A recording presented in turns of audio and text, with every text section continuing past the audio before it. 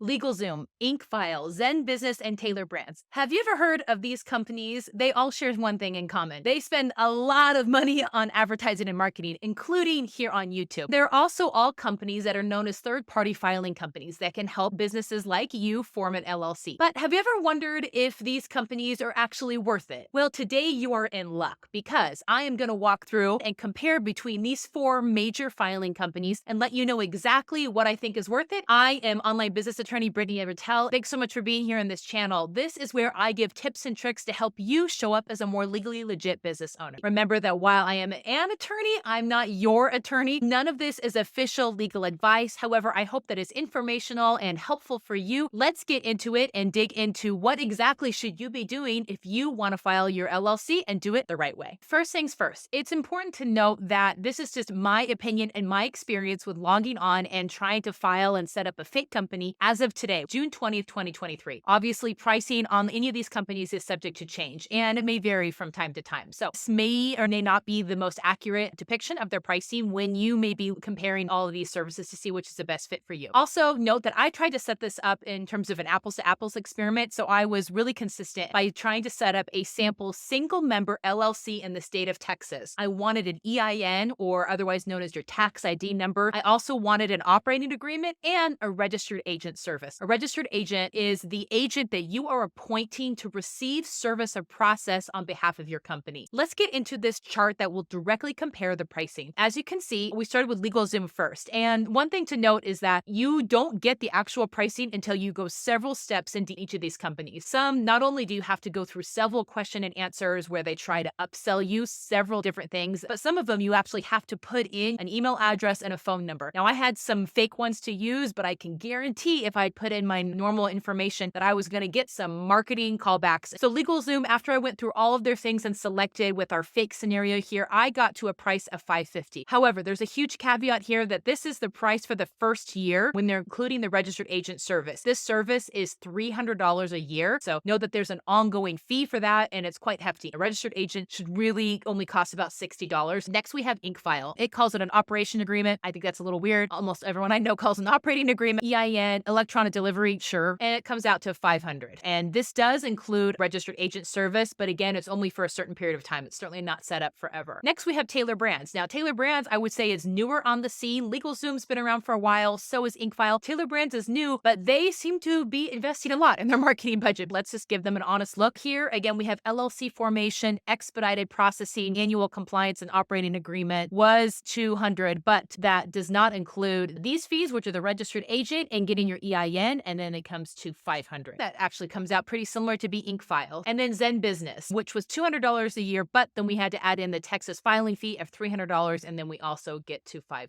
So this is the cheapest that anyone is ever going to be able to charge you, including if you do this on your own, you're going to pay $300 to the state of Texas. So these weren't crazy in terms of fees. I've seen much more, but let's get into, if you were going to try to use one of these companies, how can you make sure that you get to this lowest price possible? First of all, number one thing to be aware of, again, these companies pay a lot on marketing. They market all over the internet, everywhere from Instagram to TikTok to YouTube. So as soon as you put any information into a search engine about LLC, you're going to see a lot of ads for these companies and others just like them. Just know that just because it's the first, second, or third option to come up doesn't mean it's the best choice. It doesn't mean it's the cheapest. Doesn't mean it's going to give you the best customer service. Be aware of that you are the product and they are selling to you hard. Number two, beware of upsells. As you're moving through any of the third-party filing formation portals, when all of these were universal in this, and that they tried to upsell me, some of the common things that they will try to upsell you are things like expediting and rush fees. And most of the time, these are not worth it, especially because they likely don't have a special relationship with your state that you're trying to get filed with. They're like anyone else, that they're going to ask you some questions, they're going to mail in a form, and it's going to sit in a pile. Most states take 2 weeks at the most, that unless they pay an expedited fee, which by the way, you can set up on your own, you're really not going to get faster service than that. Also look for upsells of things like registered agent services. These are ongoing services. In the open market, this costs about $60 a year. Virtual mailboxes are about $10 a month. So if anyone tries to sell you a package that's 5xing or 10xing the cost of this, get a better deal elsewhere. Also look out for things about compliance or annual reports. Most states do require that you do something annually to keep your LLC up to date. But again, this is usually $15 or $30. It's something that you can do on your own. Number three, things that no one needs. It's literally no one. Fancy binders, fancy stationery, a rubber stamp with your LLC name on it. You don't need to pay for these. I consider these to be the scammy part of these third-party filing systems. Print your documents out and keep them safe, but you don't need them in a fancy binder. You can get that on your own at Target, and it'll probably be cuter anyway. Number 4, beware of subscriptions. I've had lots of clients come to me after signing up for services, and they've gotten upsold, and they got into a subscription service that was hard to cancel. They got stuck on customer service, the whack-a-mole